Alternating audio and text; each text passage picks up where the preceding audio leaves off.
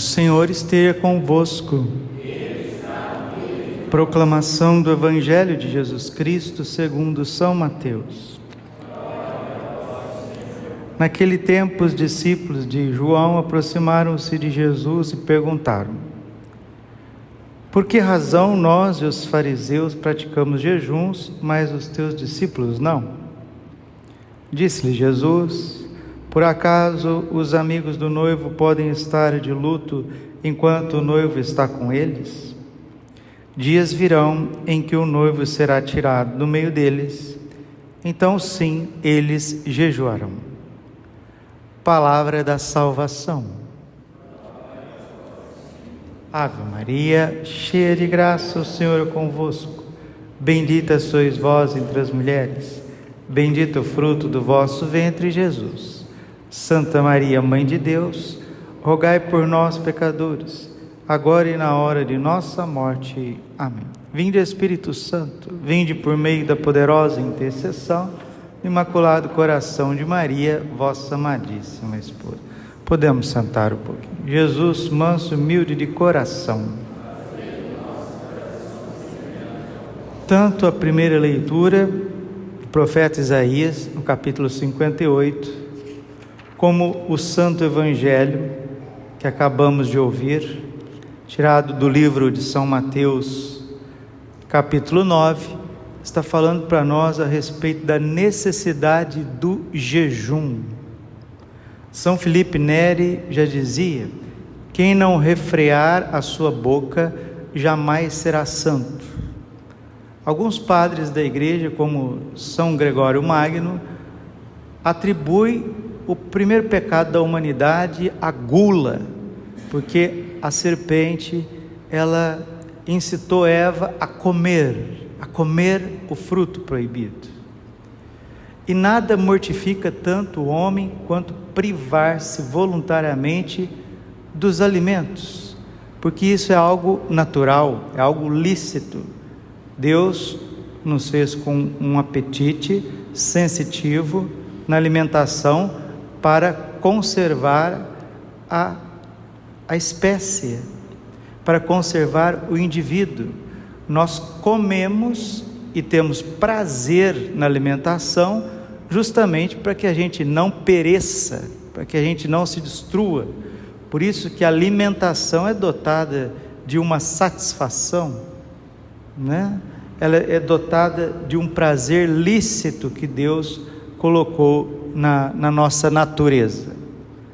Assim como a relação sexual normal de um casal também deve ser dotada de uma satisfação natural que o Criador colocou para que a espécie procrie, para que a espécie permaneça. Isso é ensinamento puro e simples de Santo Tomás de Aquino, e qualquer criança, qualquer jovem, adolescente, estudando biologia, pode perceber isso. Mas por que na quaresma insiste tanto com o jejum? Porque nós somos feitos de carne e osso. Nós somos uma espécie de anjo e de animal convivendo no mesmo corpo, na mesma natureza. O homem, ele tem a parte espiritual do anjo, que é a sua alma, e ele tem a parte biológica do animal, que é o seu corpo. Por isso que é tão difícil ser humano, porque o anjo é anjo, o animal é animal, e nós somos uma mistura dos dois. Isso é complexo e faz com que Deus seja misericordioso demais conosco. Por quê? Porque além de ter essa natureza complexa, espiritual e biológica, nós somos marcados pelo pecado original. O jejum é uma livre iniciativa do fiel, da pessoa, de abster-se de certos alimentos para obter o controle sobre si mesmo. O jejum é um verdadeiro remédio, verdadeiro calmante. O Ocidente perdeu a noção do que é o jejum, por isso que o Ocidente se droga. Essa questão de muitos remédios, psiquiátricos, remédios de tarja preta, remédios de tarja vermelha, e remédios, e ansiolíticos, e calmantes, e etc. Tudo isso também vem, isso aí não sou eu que estou dizendo, são grandes especialistas, e a própria Virgem Maria, que nos chama ao jejum, e a oração, e a penitência para a reparação da nossa vida, e a salvação da humanidade, que está à beira de uma terceira guerra mundial.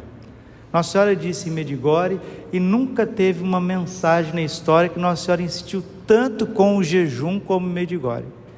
Em Medjugorje, Nossa Senhora fala das 5 pedrinhas, e uma dessas 5 pedrinhas é o jejum, porque o jejum é a forma de você controlar os seus apetites, e quem controla a forma de comer, vai controlar todo o seu corpo será refreado, todo o seu corpo será equilibrado.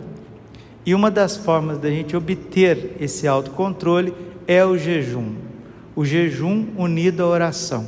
E quais são os tipos de jejum? São vários tipos de jejum, vários tipos.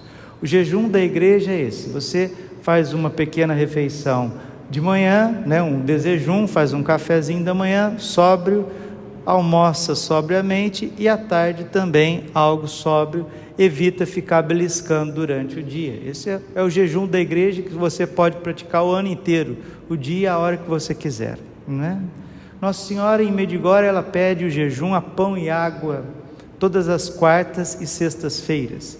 É muito forte esse jejum a pão e água. Quando eu fui no Instituto Hesed, fui lá rezar o rosário com eles, e eles têm esse hábito há muitos anos, e isso dá uma liberdade interior, e aquela juventude, são muitos jovens vocacionados, ao invés de ficar com o rosto abatido, ficar com o semblante pálido, não, eles trabalham, eles têm vigor, eles trabalham, eles sorriem, eles vão cuidar das plantas, eles vão zelar do instituto, do mosteiro, e com alegria, e partilhando, e rezando, e fazendo, porque nós acostumamos o nosso corpo. Aí vem aquelas objeções: eu não posso fazer jejum por conta disso, eu não posso jejuar por conta daquilo, é porque eu tenho mais de 60 anos, é porque eu tenho menos de 14 anos, e etc, etc. O Código de Direito Canônico pede para a gente se abster de carne todas as sextas-feiras, também como uma forma de jejum. Isso é canônico, mas pode substituir por um pequeno sacrifício. Sim, essa é a prescrição canônica. No entanto, nada substitui o jejum. Sexta-feira não é dia de comer carne, nunca foi dia de comer carne. Os primeiros cristãos nunca comeram carne nas sextas-feiras, nunca. Na Idade Média, na época de São Bernardo, São Francisco, São Domingos, ninguém comia carne.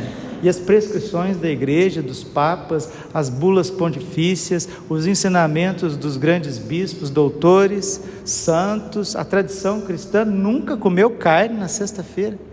E o Código de Direito Canônico, a última promulgação dele foi em 1917, era claríssimo: quem comesse carne na sexta-feira estava cometendo uma falta grave. Aí depois veio a reforma do Código de Direito Canônico em 1983, pelo Papa São João Paulo II, e depois abriu para as conferências episcopais a possibilidade de legislar a respeito disso, no sentido de poder substituir por conta de uma oração ou sacrifício. Mas isso não exclui a tradição de 2000 anos dos católicos, dos cristãos não comerem carne nas sextas-feiras. Nas sextas-feiras não se come carne, porque temos que comer a carne e o sangue de Jesus. A minha carne é verdadeiramente uma comida, e o meu sangue é verdadeiramente uma bebida. Aí como que você me explica? Aqui na diocese de Juiz de Fora, na cidade de Rio Pomba, uma senhora chamada Floripes de Jesus, que viveu 51 anos comungando, só se alimentando do Santíssimo Sacramento. Como você me explica uma coisa dessa? Como você me explica São Nicolau de Flue, padroeiro da Suíça, vivendo como eremita na Floresta Negra, se alimentando 30 anos do Santíssimo Sacramento. Como você me explica, Beata Alexandrina, em Balazar, nos últimos 13 anos da sua vida, só recebeu como alimento a divina Eucaristia? A minha carne é verdadeiramente uma comida e o meu sangue é verdadeiramente uma bebida. Se nós não fôssemos tão exagerados, tão imoderados na alimentação, seríamos saciados sim com o pão vivo descido do céu. Do céu lhes destes o pão que contém todo o sabor. Seríamos saciados pela Eucaristia para jejuarmos como a igreja pede. Nas sextas-feiras, abstendo-se de carne de animais de sangue quente, né? Galinha, porco, vaca, gado, etc, etc, etc. Não comer carne mesmo, todas as sextas-feiras da nossa vida, para unir esse sacrifício ao sacrifício da cruz. Aí vai ter gente que vai objetar: trabalho muito no pesado, porque eu faço força. Experimente receber Jesus. Não, a espiritualidade católica, a vida católica não é de você ficar tirando e não colocando nada no lugar.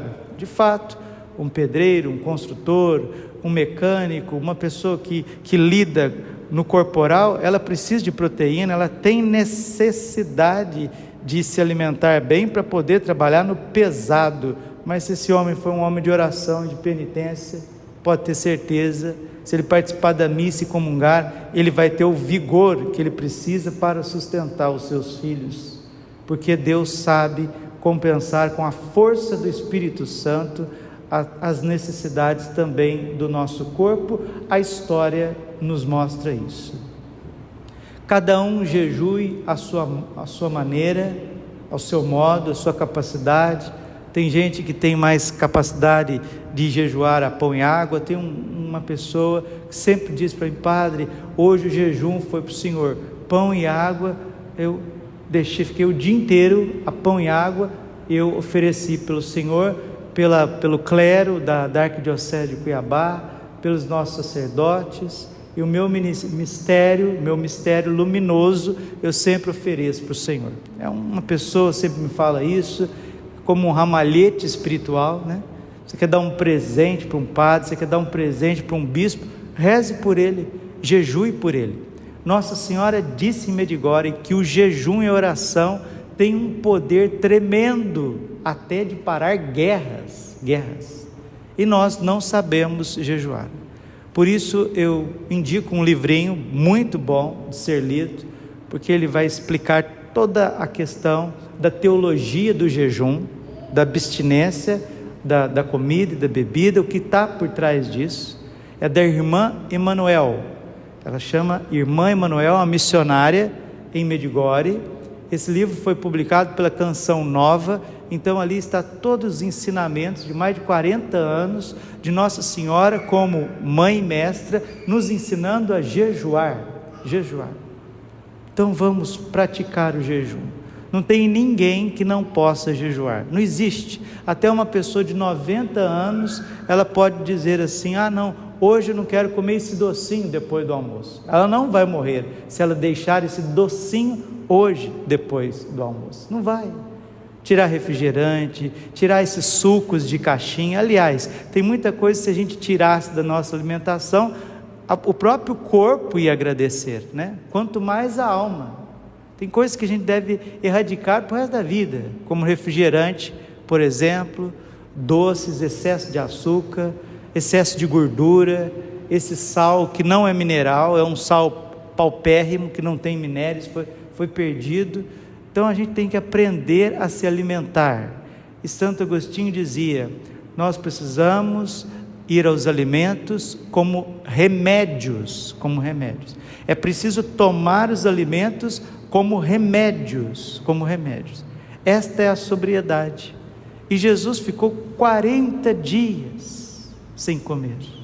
Mas como pode uma coisa dessa? Acabei de dizer: o que nasce da carne é carne, o que nasce do Espírito é Espírito.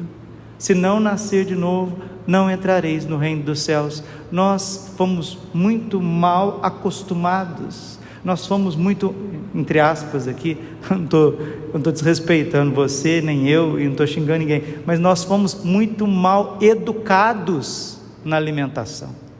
Veja as crianças, e se dá doce, se enche de coisa, e come, depois que come. Tem gente que vive para comer.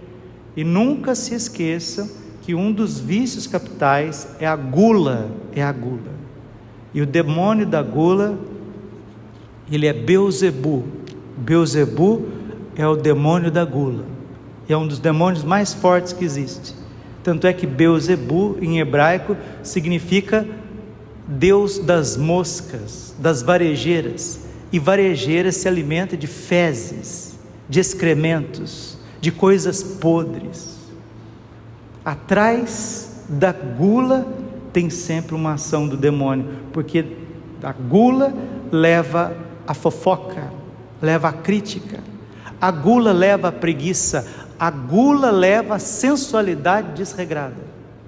A gula faz com que a concupiscência, que eu explicava ontem, antes de ontem, ela seja aguçada, por isso a pessoa não consegue ter vida de oração. Vamos jejuar. Nosso Senhor está dizendo para nós no Evangelho de hoje: por que não te regozijastes quando jejuávamos e ignoraste quanto humilhávamos? É o livro do profeta Isaías, né?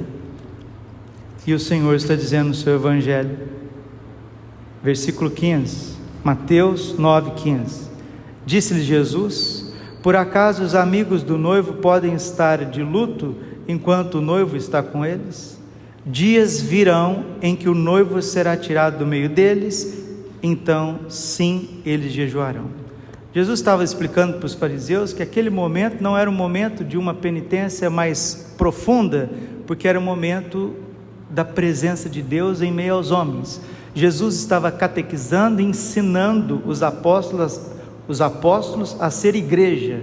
Então não tinha o porquê jejuar naquele momento, porque o noivo, ou seja, o esposo da nossa alma, o esposo da igreja estava conosco ali. Deus estava tocando a terra, isso era inédito. Deus ficou 33 anos nessa terra e não tinha por que os seus seguidores ficarem com altas penitências e legalismos. Mas chegaria o momento, ou seja, depois da ascensão do Senhor, é o tempo da igreja, que o noivo vai ser tirado visivelmente, fisicamente da nossa frente, e esse tempo é o tempo da batalha, é o tempo do jejum. Existem 3 modos de compreender a igreja, né? São Tomás de Aquino chama de vasos comunicantes, que é a igreja triunfante, que são os bem-aventurados que estão no céu, a igreja padecente, que são aqueles que estão purificando no purgatório, e a igreja militante, essa que está na terra, aguardando a sua morte para o juízo particular, ou aguardando a vinda gloriosa do Senhor. E se somos igreja militante, é porque estamos em luta. Milícia é isso, é quem está em combate, e não tem como vencer o combate sem jejum, não tem. Se você nunca jejuou na vida, comece a fazer a experiência. Jovens ativos do Instituto Hesed, há muitos anos, obedecendo a Nossa Senhora, jejuam a pão e água todas as sextas-feiras. Começam o dia com a Santa Missa, tá vendo? Começam, por isso que tem essa força, esse vigor. Começa o dia com a Santa Missa, comungam, asperge água benta em todo o mosteiro, se faz um pequeno passeio do Santíssimo, né? Recolhendo de uma capela para outra, e ali nas sextas-feiras, nas quartas, vão para os trabalhos e sempre faz aquele café da manhã, come um pão integral, um pão mais nutritivo, toma água, e jejuar também no ver as coisas, jejum dos olhos, jejum dos ouvidos, jejum de ficar falando, de ficar querendo especular e saber tudo, de ficar com curiosidade em todas as coisas. Então são as diversas formas de jejum. Aí às 3 horas da tarde eles rezam o terço da misericórdia e entregam, aí sim, entregam o jejum e vão fazer um lanche da tarde. Aí sim, no lanche da tarde agrega frutas, né? Um cereal, frutas, e tem alguns, pela própria liberdade, pela própria escolha, acaba nem comendo as frutas e fica até a noite e outro dia a pão e água. Nós precisamos fazer essa experiência. Nossa Senhora falou que não tem demônio no mundo que resista ao jejum e à oração.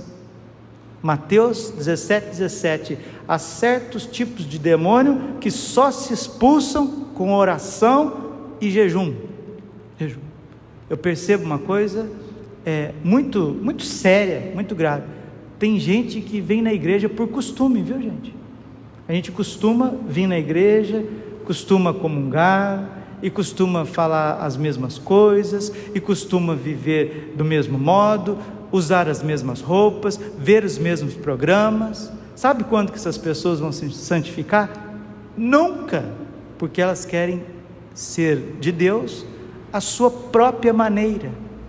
Elas não se submetem ao ensinamento do céu, ao ensinamento de Deus, de Nossa Senhora. Não se submetem. Jesus disse certa vez para os fariseus, para os fariseus não, para todos nós, né? Está no Sermão da Montanha, capítulo 5, se a vossa justiça não for maior do que a justiça dos fariseus, não entrareis no reino dos céus. Ou seja, ninguém pode ser santo ao seu jeito. Eu vou, é do meu jeito. Os fariseus era isso. Eu vou seguir Jesus, eu vou seguir Jesus, não, eles queriam matar Jesus. Eu vou seguir a lei de Moisés do meu jeito. Quem for cristão, a sua própria maneira, eu sei que eu faço, eu sei que eu não faço, eu sou bonzinho, eu não mato, eu não roubo, eu não prejudico ninguém. Não vem com esses ensinamentos para o meu lado, não, que isso são coisas ultrapassadas. Existe muito farisaísmo dentro de nós. Aprendamos com Nossa Senhora, aprendamos com os santos, e com humildade vamos começar. Comece pequeno. Santo Agostinho dizia isso: queres ser grande? Comeces pequeno. Não coma carne nas sextas-feiras, tira doces. Se Deus quiser, Deus vai te dar a força e a graça para que você possa, nas quartas-feiras, se alimentando da Eucaristia em primeiríssimo lugar, jejuar a pão e água até as 3 horas da tarde, e depois das 3 horas, frutas, cereais, uma sopinha, um shake, e ficar tranquilo, e você vai ver a liberdade, a força espiritual que isso vai te dar. Tudo posso naquele que me fortalece. Filipenses 4:13. Que o Espírito Santo nos fortaleça para esse combate espiritual. Glória ao Pai, ao Filho e ao Espírito Santo, como era no princípio, agora e sempre, por todos os séculos dos séculos. Amém. Coração imaculado de Maria, confiança, saúde e vitória.